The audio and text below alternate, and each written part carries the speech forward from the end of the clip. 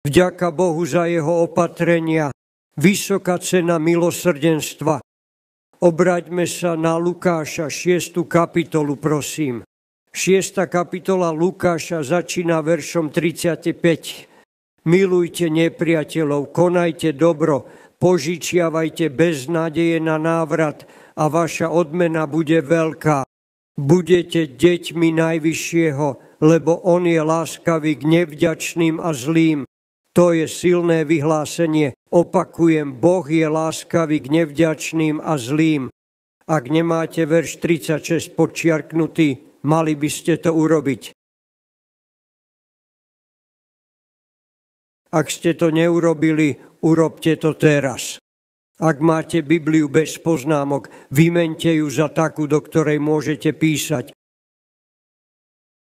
Buďte milosrdní, ako je milosrdný váš Otec. Nesúďte a nebudete súdení, neodsudzujte a nebudete odsúdení. Odpúšťajte a bude vám odpustené. Dávajte a dostanete dobrú mieru, natlačenú, natriasanú, vrchovatú vám dajú do lona. Lebo akou mierou meriate, takou sa aj vám nameria. Pane Ježišu, otvor nám duchom mysel a srdce k pravde o Tvojom milosrdenstve.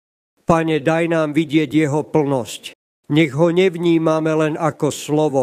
Nehľadajme definíciu v slovníku, ale poznajme Božie srdce. Poznať Tvoje srdce, Pane, hovor zo srdca. Hovor svojim duchom. Posveť túto nádobu. Očisti ju, nech prinesie čisté slovo do každého otvoreného srdca tu dnes ráno. Radujme sa zo slova, hodujme naň, vezmime ho domov do srdc a životov a zmeňme sa ním. Pane, v meniacom sa svete, kde je všetko hore nohami, Tvoje slovo je pevné a isté kotvou pre duše. Ďakujeme Ti za to v Ježišovom mene. Amen. Celým písmom, starým i novým zákonom sa tiahne téma Pán, tvoj Boh, je milosrdný Boh. V Novom zákone sa stále opakuje Pán, váš Boh, je milostivý, láskavý a milosrdný. Buďte milosrdní, ako je milosrdný váš Otec. Vieme o cene, ktorú Boh a Kristus zaplatili za milosrdenstvo vyliaté na stratené ľudstvo. Boh sa nevzdal hriešného ľudstva. Nevzdal sa ani pri výbuchu hriechu a zhýralosti vo svete.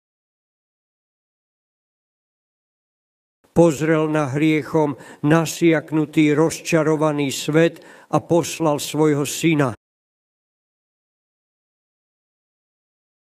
Cena, ktorú Ježiš zaplatil, je nevyčísliteľná. Nemôžeme vyčísliť bolesť, duchovnú večnú, keď vzal hriechy sveta na seba.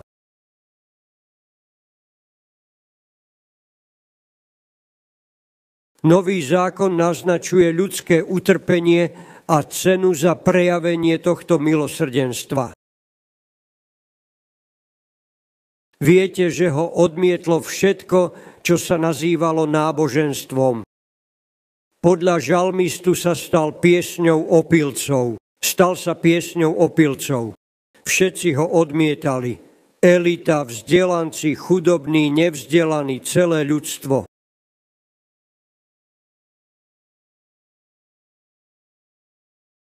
Nakoniec ho ukrižovali, pribili na kríž, zavrhli. Vieme niečo o cene Božieho milosrdenstva voči stratenému svetu.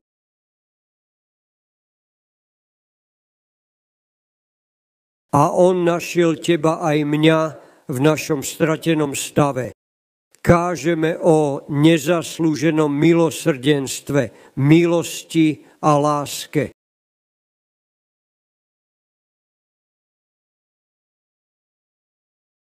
Boh bol plne uspokojený Ježišovou obeťou na kríži. Hovoríme o slobodnej milosti. Hovoríme o bezplatnom milosrdenstve a je to pravda. To je evanjelium Ježišovej milosti. Milosrdenstvo preukázané nám bolo mocné a nič nás nestálo. On zaplatil cenu a Boh je s ňou spokojný. Bezplatné milosrdenstvo. Na ľudskej strane je však cena. Uplatňovanie milosrdenstva v živote má svoju cenu. Tá cena je vysoká. Je to veľmi drahé milosrdenstvo, ktoré nám bolo dané. Ježiš ho zaplatil v ľudskom tele. Zaplatil cenu rovnakú, akú zaplatíme my. Zaplatíme cenu, naše telo bude úplne odmietnuté. Svet vás nepríjme, ak je Kristus zmyslom vašej milosti. Ak ste v službe, ak učíte, ak ste akýmkoľvek spôsobom Kristovým poslom, svedectvom, nemôžete prijať ani si myslieť, že vás svet príjme.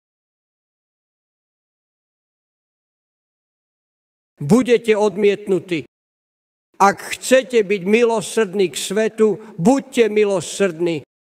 Tento koncept Božieho milosrdenstva dostávame ako dar. Stálo to Otca Syna Ježiša, ktorý sa vzdal neba pre ľudské telo.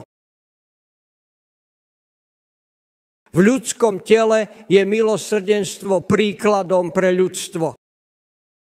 Ježiš povedal, ukážem vám cenu milosrdenstva. A je to úplné odmietnutie svetom. Príde prenasledovanie tých, čo prijali Božiu milosť a lásku.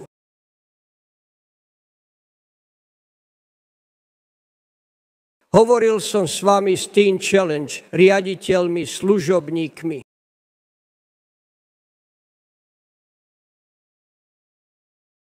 Nečakajte, že svet bude tlieskať vašej službe.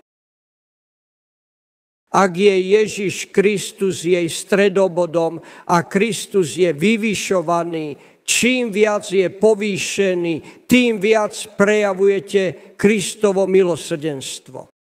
A vyvyšujte ho ako zdroj toho milosrdenstva, tým viac vás svet odmietne, svetový systém. Odmietne vás skompromitovaná cirkev. A v týchto dňoch nebude väčšie prenasledovanie Kristovej služby, než od odpadlíckej skompromitovanej cirkvi. Príde z náboženských kruhov. Väčšina bolesti, prenasledovania a odmietnutia Krista prišla od náboženských rádov, organizácií, zákonníkov, farizejov a saducejov. A ja som podozrievavý voči cirkvi, ktorá chce byť prijatá. Nebudete prijatí, ak vaša cirkev káže Krista a je stredobodom všetkého. Ak budete vyvyšovať Kristovo milosrdenstvo, budete podľa Pavla považovaní za spodinu zeme. V Times Square Church, čím bližšie sme k jeho posolstvu milosrdenstva, tým viac ho prejavujeme.